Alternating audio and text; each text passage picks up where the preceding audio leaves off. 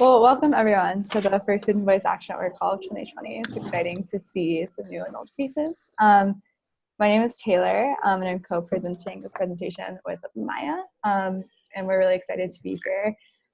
We'll do some brief introductions of ourselves to get started. So my name is Taylor. I use she, her pronouns. I'm currently the Executive Director of Student Voice, and previously I ran our Journalism Fellowship, the first two cohorts of that program. And so I spent quite a bit of time thinking about how student voice intersects with storytelling and how stories can be used as a tool for social justice and amplifying narratives and empowering students to share their stories. And so I'm excited to be here with Maya, who is an alum of the first cohort of our Journalism Fellowship. I'm Maya. I am from Charleston. I go to Charleston County School of the Arts. I'm a senior there, and the creative writing program. So that's kind of like my first and maybe like most obvious experience with storytelling.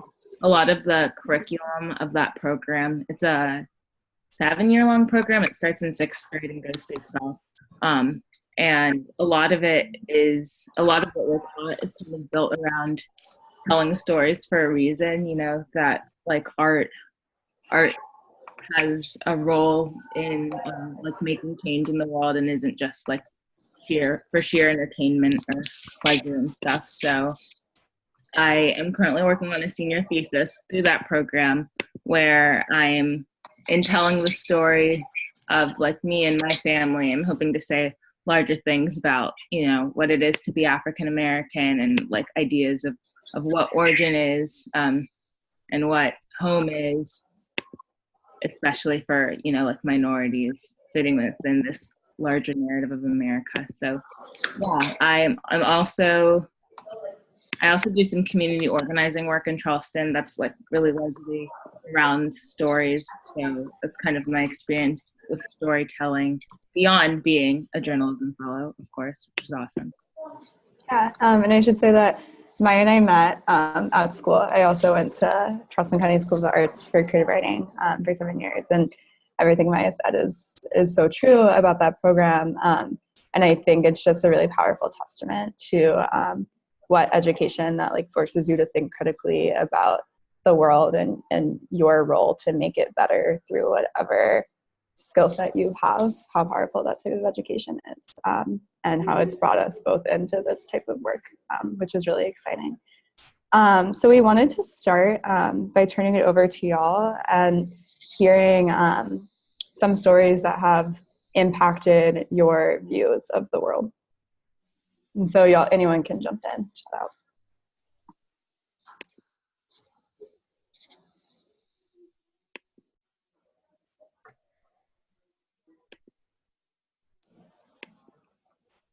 All right, I'll go and throw one out. Oh, okay, Merritt. There was a story written by, it's on a blog called Slate Star Codex, and it's written by a former, I want to say, or current psychiatrist who works specifically with patients who have autism. And he was just talking about the contrast between the way we see autism portrayed in the, what was that? Okay. Portrayed in the media versus the way that it's generally seen from a psychiatric perspective. And it really helped change my mind because the individuals with autism that I had been more exposed to were generally people with Asperger's or more high functioning. And so it was interesting to see the differences from a psychiatric point of view. Yeah, thank you for sharing that. Merritt, did you want to talk a little bit about the story you dropped in the chat? The story from one of Student Voice's national tours. I know Merritt chatted with this student firsthand. Yeah, I dropped a link that I still go back and read sometimes when I'm trying to get inspiration. It was from the first tour we did back in 2016. It was actually, I think 2015 maybe, when we met this student in South Carolina, and then we told this reporter we knew at NPR, and she did this beautiful story that I think really represents how incredible the student was that we met, that was essentially running his high school as a high school senior. And it's still just like probably the wildest story from tour, but just something I think about a lot. So, one of the first kind of interviews roundtable I ever did, Merritt, was actually at two in Kentucky, was at the Kentucky School for the Deaf. And I think about that one a lot as those students we weren't directly communicating with, we were communicating with through sign language interpreters, something that I haven't done since. But there was something so powerful about their stories and their opinions and how they were expressing them, and how we were hearing them, even though we weren't directly hearing them the way we normally would. That was really beautiful. But I also think about how in some ways it's problematic that I got so much out of that experience, considering the fact that those stories were so traumatic. And I just think about like pimping out trauma versus some of the like more positive stories that I hear, or some of the more ambivalent stories that I hear. And so just thinking about that both as like a beautiful introduction into this student voice world, but also as a learning and like continual something that I still go back to and think about and learn from. yeah, totally. Thank you for sharing that. And I think one of the interesting things about stories is like the way they're able to communicate like all of that nuance, and we can feel connected to people in a story and understand all of the nuance that we know comes along with being human. Do other folks have things they want to share out? These can be like stories you've read, podcasts you've heard, pieces of art. There's a lot of different ways that we become connected to people's narratives. I have one. So I saw that I'm really into theater and I'm a theater major, but I saw this play called Sweat. And within that, it was about who is given the job, and based obviously on class and race. And one of the characters like I connected with is the character Oscar, and he's like the busboy of the cafe, or not cafe, what do you call it? I just lost the word, where they serve alcohol. Oh my God. Bar.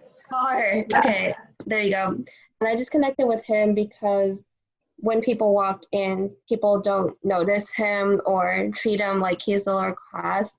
But by the end of the story, he basically runs the whole bar business himself.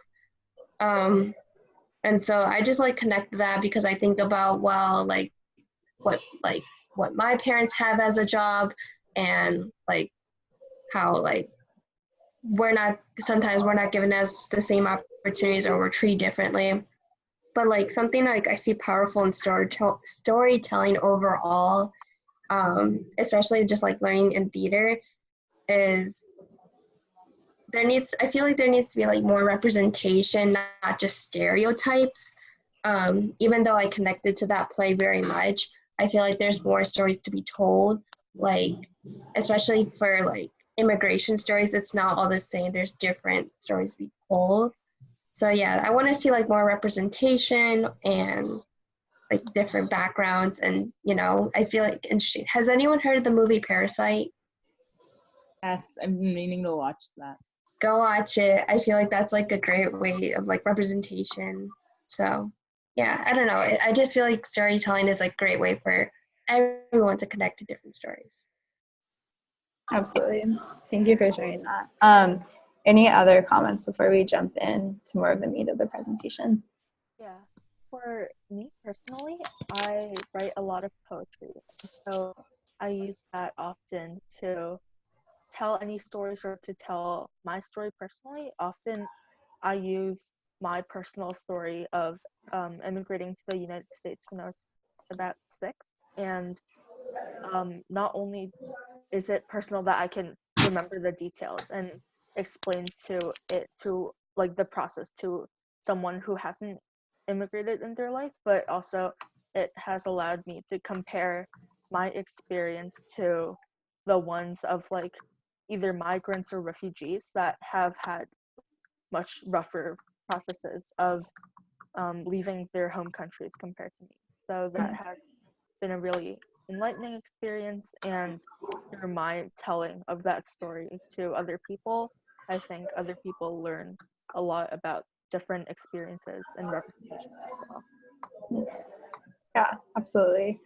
And so one of the things that I believe really deeply about stories, and I think something that everyone who shared has touched on, is that it's impossible to hear someone else's story or experience narrative or experience narrative through art without also feeling a sense of empathy, because you're literally putting yourself in a position to feel the feelings and experiences and thoughts as someone else. And I think that when we become connected to a person in a story and we feel those emotions, then we also become connected to whatever systems and structures of injustice might have affected that person.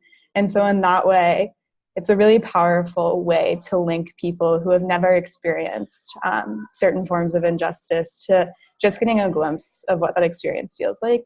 And it can be a really important catalyst for moving people to action. And so that's sort of the driving belief of what we at Student Voice think about when we think about storytelling for social change. And to your point, Anna, we work really hard to amplify the stories and the voices that often go unheard, because those are the most important empathetic connections to be made and the most important ways that we can take action. So Maya and I are gonna run through just kind of like a short information examples of different types of written storytelling that we do at Student Voice, and that we hope that everyone on this call goes home and does. And then we'll open it up for questions. Yes. Okay, so I think the first type of storytelling that we're going to talk about is reported news. And I think when I'm thinking about kind of like news and like the context of what's on TV and stuff, I think this is maybe like the hardest one to see, like a story, or at least a story in the way maybe we're taught stories. It looks a little different. When you think about like story in English class, you think kind of like, like rising action, like conflict, like kind of big drama, like something is happening to someone. And reported news obviously talks about things that are happening to people, but I find that like reported news kind of has less of the voice of whoever's writing it and more of just like the facts of whatever's happening.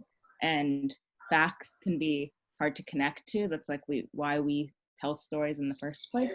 But I think thinking broader about what we consider to be stories, reported news is absolutely a form of storytelling, in that what the news you're reporting could be specific to you, and you could be in a position to tell that story, that news, that other people aren't in a position to tell. And that's like especially important when thinking about reported news in the terms of like student voice, and what are students seeing, what can students report on that adults can't report on, and what stories are going on in school that just need, somebody to lay down the facts, without necessarily even providing opinion, but just like being in a classroom is news that you might be uniquely situated in a position to tell. So yeah, if Taylor, you want to add anything to that?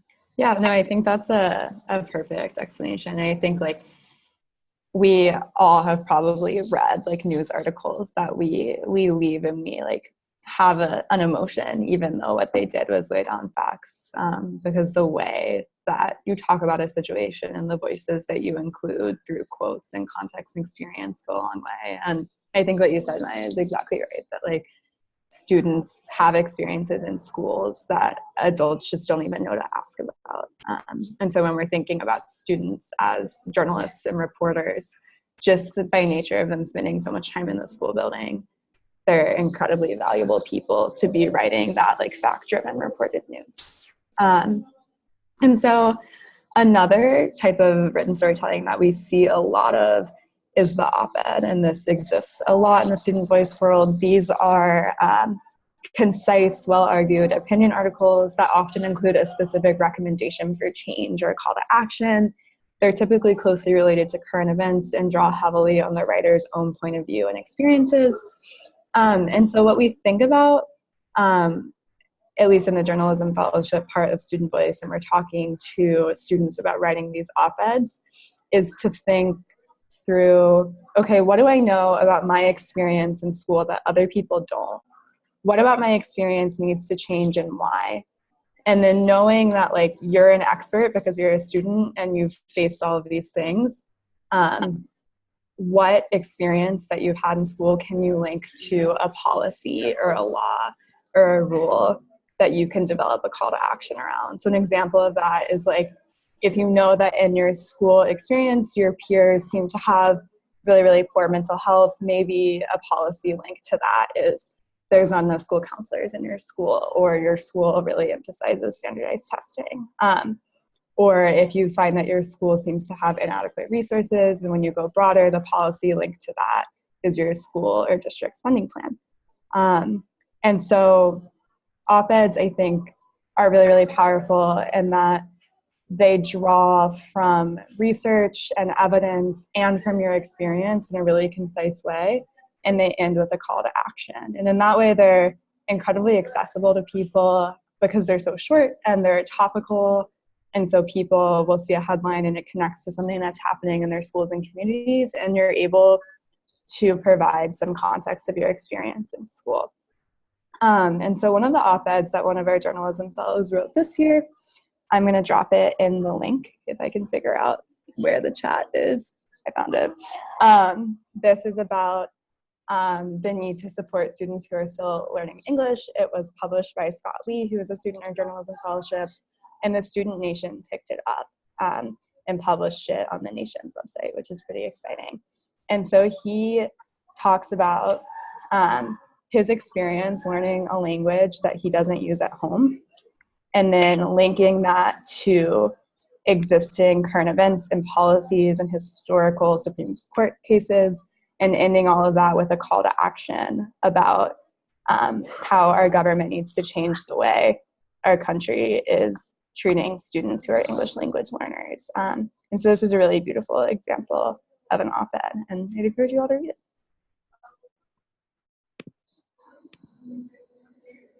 So I am going to talk a little bit about essays, and this is like probably like the area of storytelling I feel most comfortable in, since I am coming from a creative writing background. Like this is like kind of an obvious entryway for me into like what might be considered journalism.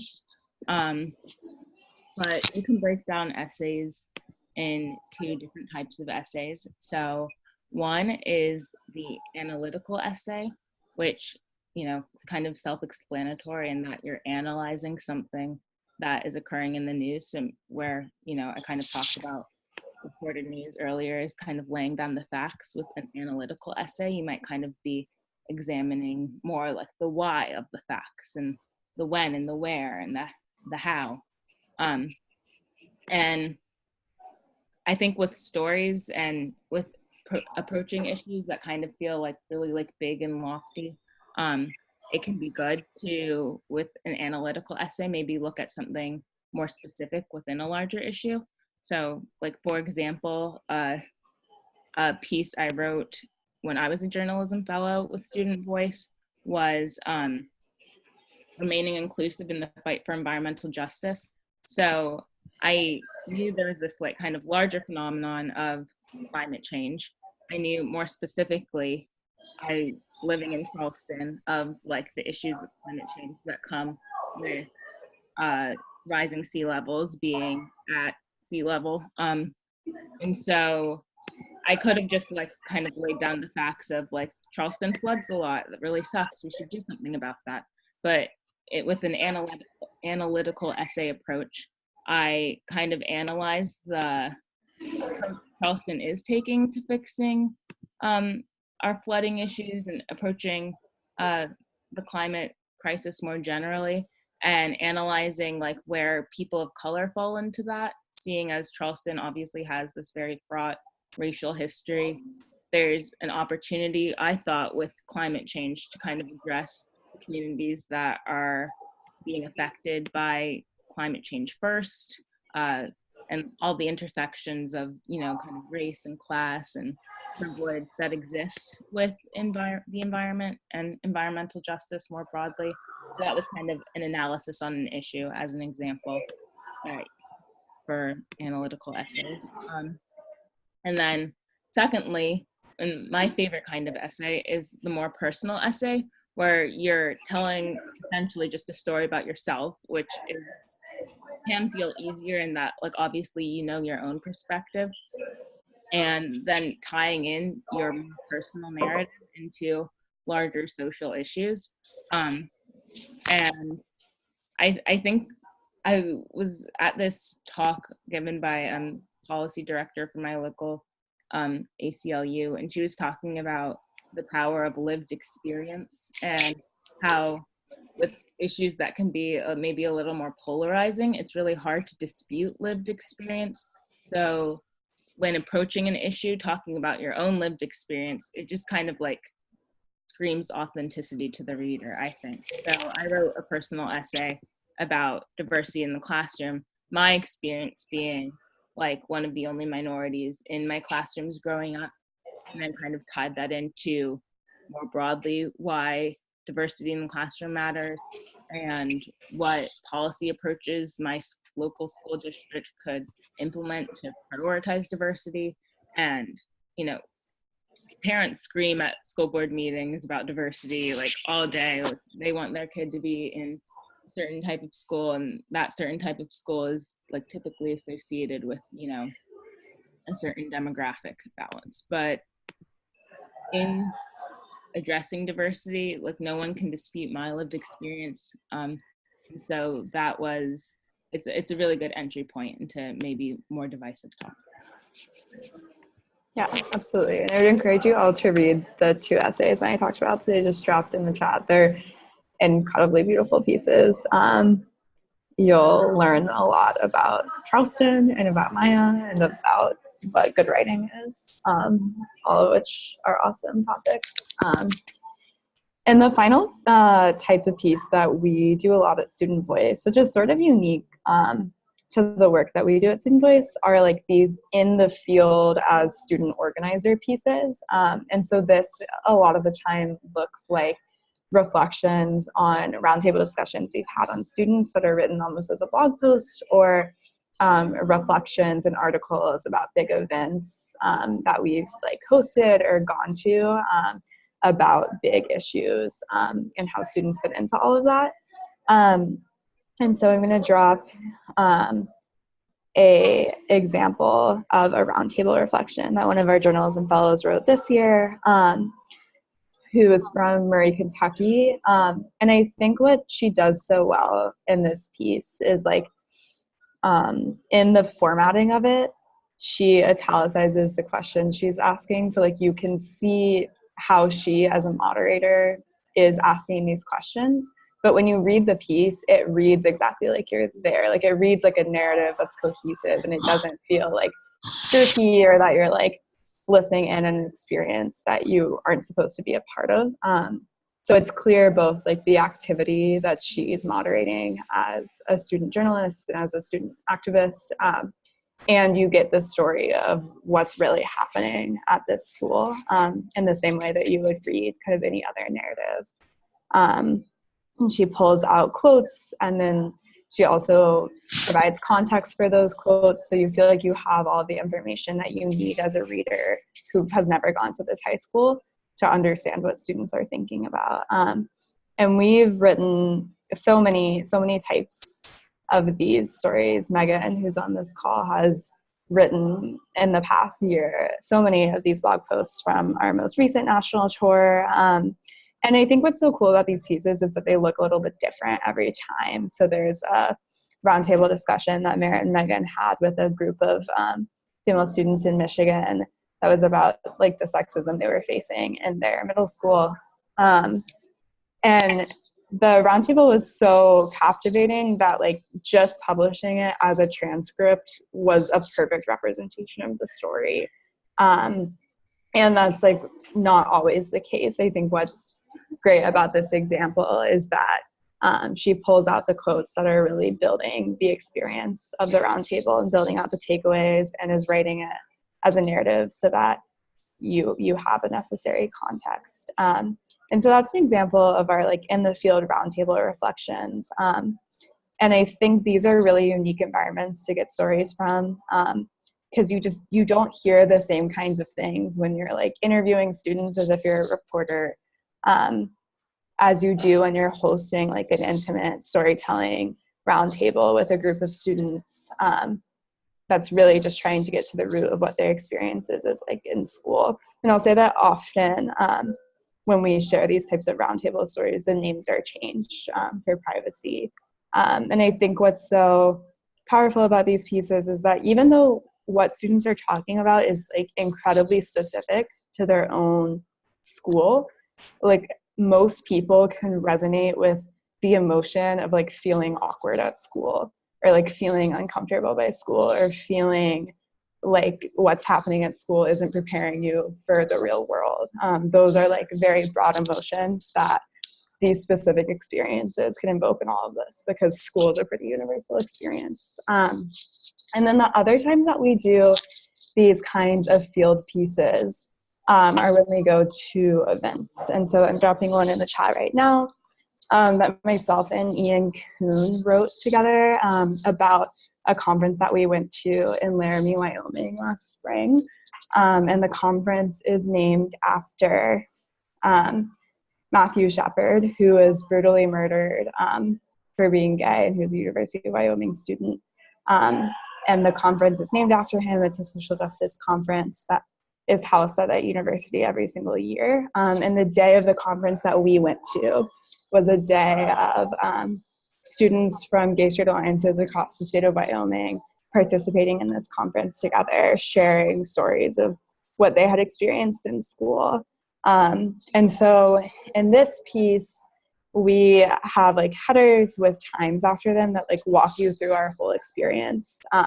So we're talking about like the context of LGBTQ plus history, and then we're talking about the specific context of Laramie, Wyoming, and we're sharing specific stories that we heard. And then we're also tying it all together at the end with kind of calls to action and what's still true in Wyoming and what needs to change there. And so that's an example of how we would cover an event. Like it's closer to an essay than a news piece, and that our experience navigating this small town in Wyoming is very much a part of the piece, and you get all the necessary news context to understand what's happening. And it's similar to a roundtable piece in that we're amplifying student stories.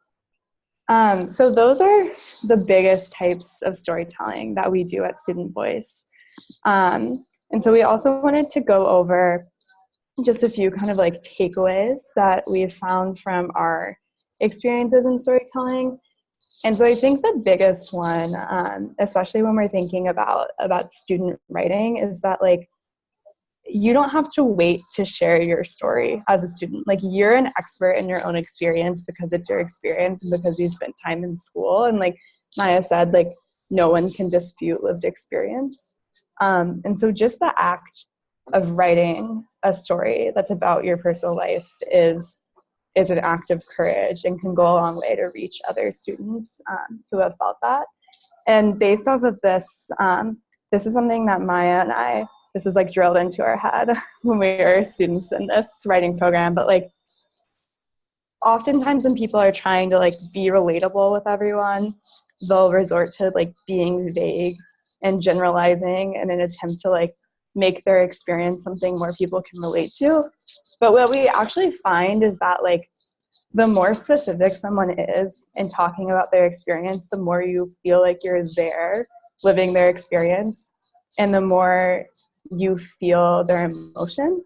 And like we as people connect to emotion a lot more than we connect to like the vague description of a feeling. So like if I'm reading someone's story of being bullied in school, and I know every single thing about how the instance went. I know like what they were wearing. I know what people said to them. I know exactly how they felt. Even if I have like never had like that specific comment said to me, or like have never worn that thing, like I can connect to the feeling of like feeling left out, feeling singled out. Like I can connect to the feeling of shame. Like those are broad universal feelings. Maya, is there anything you wanted to add about that? Yeah, I guess like just generally speaking in terms of like what's the value in storytelling, to go back to things that are drilled into us in this program. I was actually talking with my teacher before this call to see if he had any like words of advice, words of wisdom, and he kind of talked about this like genetic need humans have to tell stories, and that, you know, before we were even like an agrarian species, before we'd figured out how to feed ourselves, we were like drawing stories on the walls of caves. And so there's like this very like kind of like guttural innate power to like hearing a story, telling a story.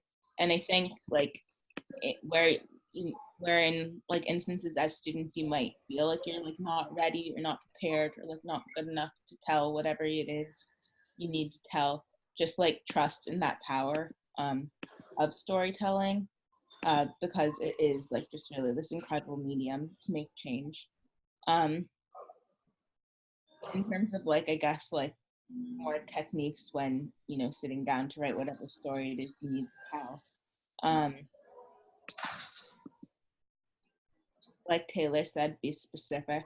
You can read your work out loud as you're writing it to catch the parts that feel wordy and unclear. So kind of imagining, once you've written a story, imagining the telling of it or the reading of it from the reader's perspective might help in the editing process. How you would respond if this was a story someone was telling to you. What details have you left out that would be important to like fully understanding that moment. And then you can also add like, it's harder to relate to, you know, like maybe statistics and numbers. They might feel cold if you were just like reading a list of like numbers about the education system. But if you're telling a story, you can link to those kind of like cold hard facts, cold hard numbers, to provide context to whatever story you're telling. So then you're still tapping into that, you know, like that empathy, that like lived experience, but then you're making that connection for the reader to the larger, broader issue, maybe like the larger, broader systemic issue, and then they can do more research once they feel kind of immersed in the issue. So that's a way you can kind of broaden what your story is addressing without necessarily resorting to the vagueness that Taylor was talking about earlier. Yeah. So we have just talked to you for quite a long time. So we'd love to pause and get a chance to hear questions, reactions, responses, anything like that. Well, I'm so glad I came because when I was really about to get dinner, and I'm glad I came. When you mentioned about diversity in the classrooms, I immediately connected to that because I heavily talk about that, especially with microaggressions or racist comments, especially going to a predominantly white school. I talk about this a lot, and I was just curious of a time of anyone in the chat of like where you felt you were not included in a classroom, or you felt you weren't heard, or I don't know, just felt excluded in some ways, and what you did with that. Like, did you stand up? Did you talk about it? Did you write a story? I was just curious about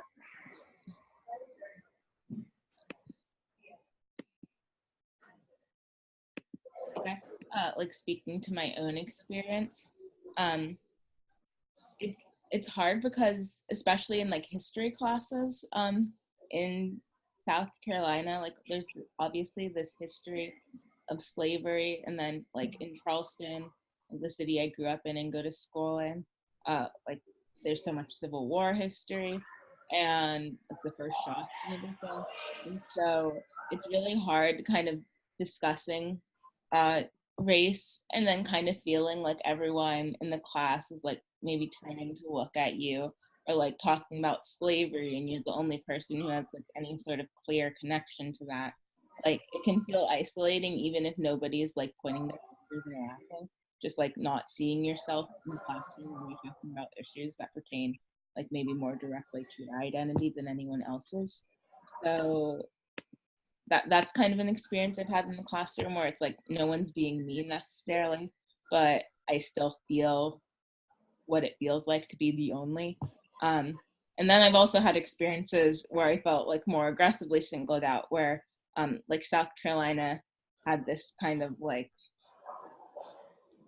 I don't know, kind of discussion of the Confederacy and like what role that history plays in our state when there was the discussion and ultimately the removal of the Confederate flag at the State House.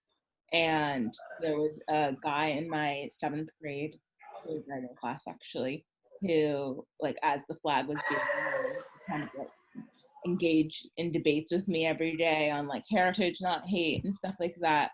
And I would like end up in tears at the end of the discussions just because like it's hard to like walk away from conversations that feel like so important, but then you also it's exhausting being like the only one who's like able to engage in that debate. Like I didn't want to fight with him about it like every day, but I felt like I had to because it was important to me.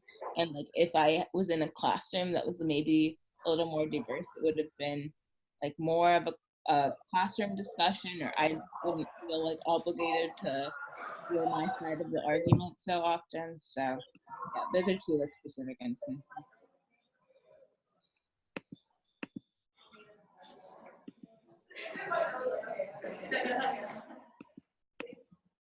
Well, thank you. Like I feel that I was just having a conversation with someone like how we only feel the only ones in the classrooms that we can't like interact with other people. So that's like nice to like know. Yeah, there's solidarity. Any other questions, thoughts, ideas?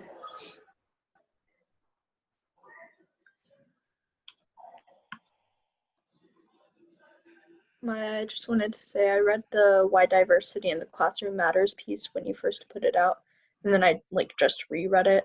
And every time I read it, I'm like, wow, this is really amazing writing. So Oh, thank you so much. Such a good piece. You should all read it. It's very cathartic. Such an interesting history too. Like so fascinating. So Charleston. Yeah. Yeah. Yeah.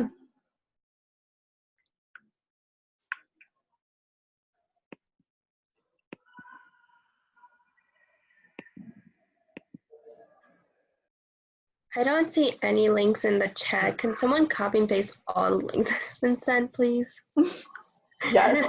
Thank I will you. do that now.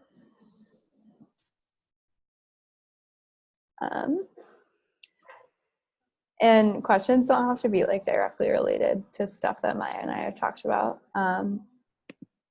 If that's helpful in any way. It can also be just like more broadly student voice things, like ideas you're thinking about, questions you're having about your own like path in organizing and storytelling and trying to make the world a better place. So I'm from Iowa, and I am at a public high school, and not a lot of people at my school are really empowered yet to stand up and use their voice and understand their story and how to use it. I mean, I'm not even at the point yet where I really understand how to use my story to help make a difference in my community. So what kind of tips do you have for that, about how I can help myself understand my story, but how I can also help my peers use the story to make a difference? Yeah, that's an incredible question. And I think it's something that is a pretty common thing that we hear from students. because rarely in your school are you asked to reflect critically on like your experience as a young person and how that informs the way that you engage in civic life. And I think one of our favorite tools to use at Student Voice is to have these kinds of roundtable discussions that we've referenced. And we have a facilitation guide for those on our website, Hannah, that I'm happy to send to you.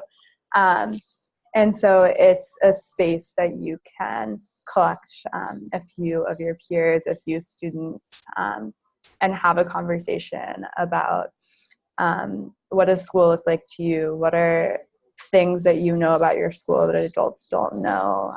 Do you feel like the stuff you're learning in school is meaningful to your life outside of school? Do you feel like there are adults in the school building who value you as individuals? And I think having a discussion with peers and like starting from those conversations, like just the act of having the conversation, even if it doesn't lead to anything concrete, which it often does, is really powerful in breaking the cycle of learned helplessness that we see in students, where they're told time and time and time and time again that their voice and their power doesn't matter in school. And that's an incredibly hard thing to unlearn.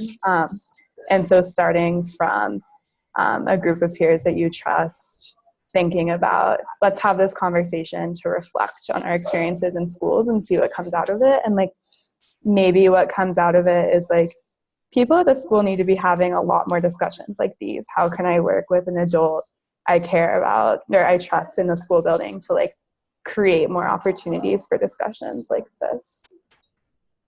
Yeah, that's awesome. Thank you. Yeah, thank you. To add on that too, like Taylor said, even if like nothing concrete like results from the discussion, like the organization I do community organizing with in Charleston has this like belief that like sharing stories builds relationships and building relationships builds power. And so there's something like valuable just about like sharing your story with like a group of friends or like maybe like a group of acquaintances if they aren't quite friends. And like it doesn't have to like necessarily like be written down and then like shared with the world to be valuable and to like make some sort of small but meaningful change. I Yeah. totally second that like non-product orientedness, but I also would say sometimes it's easier to take it out of your school to start and to bring it back in or not. A lot of what I do, I'm not sure I would be comfortable doing in my own school, unfortunately, just because it's a space that like I have to exist in and kind of succumb to the system in some ways. And I find it easier and sometimes just to go, like a lot of what I do is go into other schools and have these kinds of conversations. And sometimes you can encourage other peers to do the same in your school rather than having to do it in your own school, where there's like the weight of teachers reacting and more backlash that can directly affect you. Obviously, sometimes like taking that backlash is an important part of the process or whatever, but I think like sometimes having these conversations with complete strangers and different systems can be helpful. Totally agree with that. So going off of that, I'm in a lot of different groups at my school, and so I'm in like robotics and student council, and a lot of these aren't really necessarily like or some of them are empowering to the students who are in them, but they don't really like give them a chance to actually make their voices heard. And right now, I mean, like in student council, I've been pushing for this change for a while, but we're like redoing our structure and like, tossing out the whole model to make it better and easier for students who aren't typically involved in student council to get involved and like make their voices heard. And so, I mean, there's kind of that difficulty, like having like the structure change and like where you said that it's sometimes easy to take it outside of your school. I don't really know, but basically, I don't know. Have you guys had any experience with like taking the organizations that you're already in and making them more open to student voices and giving students more of a place to have their voices heard? I know Maya's had some interesting experiences in student council. I'm not sure if you want to share anything about that. But I would say like starting by, especially with student council and trying to like reform that to make it something that is more representative of students, like start by asking students in your school what they want a student council to look like, and recording those responses. And like, I think one of the most recurrent truths that we find in this work is that like students know the structures and support systems that they need in their school, and like oftentimes people just haven't asked them before. So maybe you can ask students in some of the other organizations you're involved with what they would want from student council, and then maybe you can try to be intentional about talking to students that you haven't necessarily talked to and aren't necessarily involved in the kinds of activities you're involved in, about what a good system for student council would look like, where they really feel like they're being heard too. Yeah, that's awesome. I might go do that tomorrow morning before school. Just go to the Awesome Monday morning task. and just ask them some questions. That's awesome to hear. Thank you. I'm trying to think if I have any like words of advice, but like honestly, I'm on my student council at my school, and we struggle with a lot of the same issues. Just being like such a like almost like institutionalized thing that like it doesn't feel approachable for like just like your everyday like student. And I think like at least like for me, like there's like this like everyone hates the administration at my school. And so I feel like we get a lot more done when we emphasize like I guess like the structure of student council, that we're like kind of like an autonomous group of made of students, for students, by students, and less like the student wing of the administration. Because I think, you know, kind of emphasizing like maybe like more like that, you know, less institutionalized group makes you feel more personal. I don't know if you have like similar issues with your administration, but it's something I can do.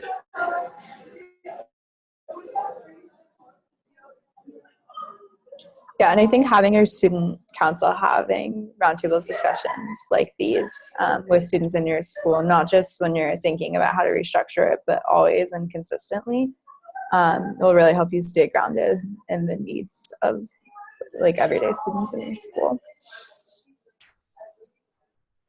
Do other folks have questions about storytelling, student voice, ideas for action?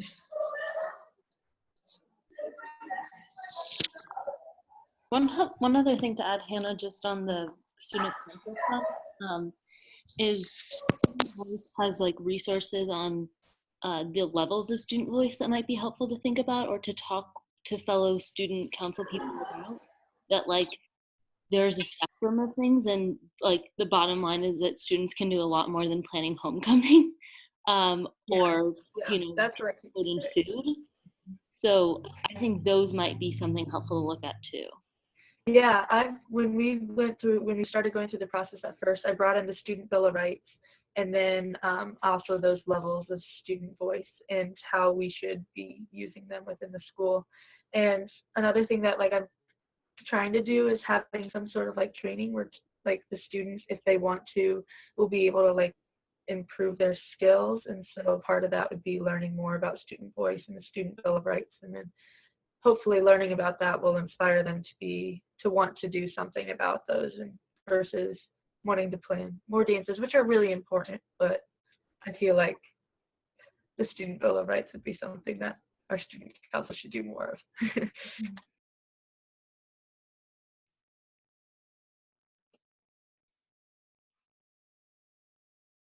I have an idea for action, if that was an option, not just questions. Yeah, totally. Okay, so something that I did for my school, I go to Illinois State University, and so I think part of storytelling is getting people to tell stories on like what happens or how do you feel, what's going on in your school. So like for my school, I know a lot of people dealt with microaggressions and racist comments from professors and faculty, and so taking our stories together, bringing this, like, I feel like storytelling, like we said, it brings people together, but I feel like bringing that in ground and then bringing that to like whoever's in the highest power of your school, whether it's a principal, dean, or even if it's like a professor. I feel like just storytelling itself can create a committee. So like I feel like if you bring people of stories, bring that into an actual committee and start playing out ideas and how to present it to like administration, where it's both professional and it's like action oriented. So yeah, it's like I feel like also just being real and addressing the issue and like starting a conversation, even if it is difficult, because I feel like when you're talking to someone of high power, it can be scary. I feel like if you're just showing, like if you're bringing yourself but other people's stories into like place would like help. Yeah, I think that's a wonderful idea. Powers. So we have 4 minutes left, and I definitely want to be respectful of everyone's time. I went ahead and dropped the resources link in the chat. It's www.studentvoice.org/resources, and so we have guides there on different ways to bring student voice into your school and community. And you can also look at studentvoice.org/journalism for the stories that our journalism fellows are writing about their experiences in school. I learn so much every single time I read them. They're really incredible. So I'd encourage you all to check that out. And I definitely want to emphasize that our door at Student Voice is always open. And so I'll be hosting Student Voice office hours this week on Thursday from 3 to 4 Eastern. We'll send out information on the post-action network like email recap. But if you have any ideas that you want to talk through with me, I'm available there. And you can also always feel free to email anyone on our team, usually just our first name at studentvoice.org. Maya, did you have any closing thoughts that you wanted to add? Thank you so much for joining us for the call tonight. Oh, thank you. Not really. I hope everyone's having a good Sunday. Yeah, absolutely. I know Sunday evenings can be very stressful, so I hope everyone is feeling calm and that this was a good use of your time. We're definitely super excited to have all of you here and have Maya here, who's for me always just been like such an exciting person to talk to about storytelling and social change, which are like 2 of our favorite topics. So we're always happy to talk to y'all about those as well. Absolutely. Have a great rest of your evening. Thank you so much. Thanks. Thank you.